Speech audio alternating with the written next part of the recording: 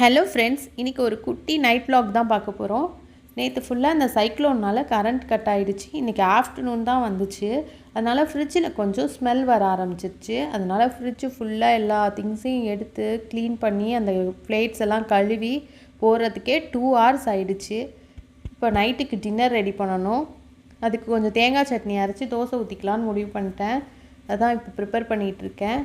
நேற்று கரண்ட் இல்லாததுனால மாவு கொஞ்சம் புளிச்சிருச்சு. அதனால் மாவும் கம்மியாக இருந்தது. அதனால் 1 கப்பு கோதுமை மாவை போட்டு உப்பை போட்டு கலக்கி தோசை ஊற்றிக்கலாம், நைட்டுக்கு அதையே வச்சு ஓட்டிடலான்னு நினச்சிட்டு விட்டுட்டேன்.